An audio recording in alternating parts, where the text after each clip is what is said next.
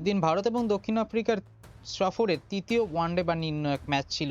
গত ম্যাচের মতো এই ম্যাচেও টসে জিতে প্রথমে বোলিংয়ের সিদ্ধান্ত নেন দক্ষিণ আফ্রিকান অধিনায়ক এডেন মার্ক্রাম।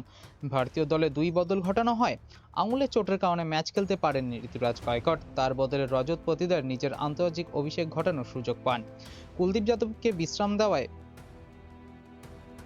সিদ্ধান্ত দেওয়া হয়, তার বদলে একাদশের সুযোগ পান ওয়াশিংটন সুন্দর। ব্যাটম্যানে দুই ভারতীয় ওপেনার কেউই বড় রান করতে পারেননি। রজত পাতিদার 22 রানের ইনিংস খেলেন, সাই সুদর্শন করেন 10 রান। 49 রানে 2 উইকেট হারিয়ে ফেলে ভারতীয় দল। অধিনায়ক রাহুল 21 রান করে ভারতের 17 রানে গন্ডি পার করান বটে, তবে তারপরেই সুইপ মারতে গিয়ে উইলিয়ান মুল্ডারের বলে আউট হন তিনি।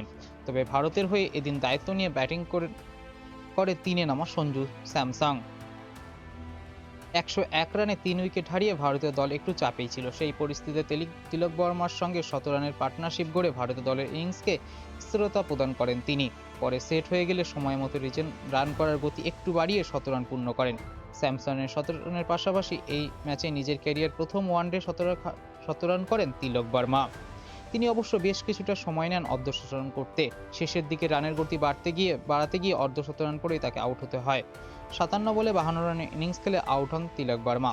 স্যামসংয়ে 17 রান করার পর বেশি দূর এগোতে পারেনি লিজার্ড উইলিয়ামসের বলে মারতে গিয়ে 108 রানে নিজের উইকেট হারান স্যামসং। তিনি আউট হয়ে গেলেই কিন্তু ফিনিশার রিঙ্কু ভারতের ইনিংসকে শেষের দিকে প্রয়োজনীয় গতি প্রদান করেন। তিনি 27 বলে 38 রানের ইনিংস খেলেন।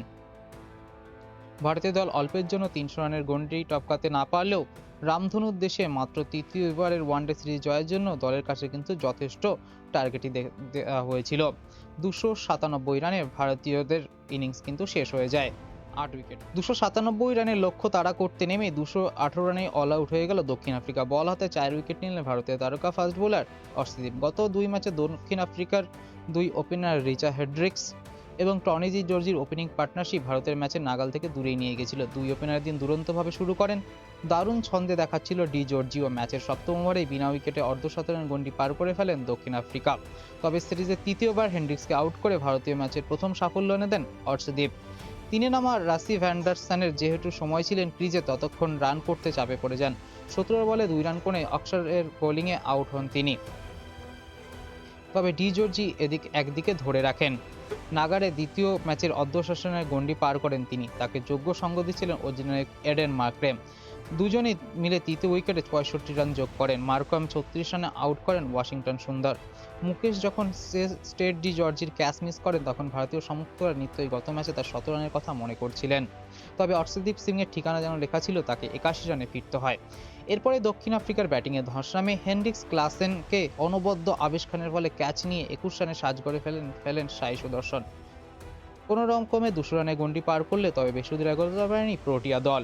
2018 সালে বিরাট কোহলি নেতৃত্বাধীন ভারতীয় দল প্রথমবার প্রোটিয়া ভূমিতে ওয়ানডে সিরিজ জিতেছিল। তার 5 বছর পর এই সিরিজ জয়। গত বছর যেখানে প্রোটিয়াদের হাতে হোয়াইট শার্ট হতে হয়েছিল, সেখানে রাহুলের নেতৃত্বাধীন দলকে অধিনায়ক হিসেবে এই জয় কিন্তু তার কাছে বৃষ্টিমধুরী হয়েছিল এবং 1278 রানের ব্যবধানে কিন্তু ভারত এই ম্যাচে জিতে নেয়।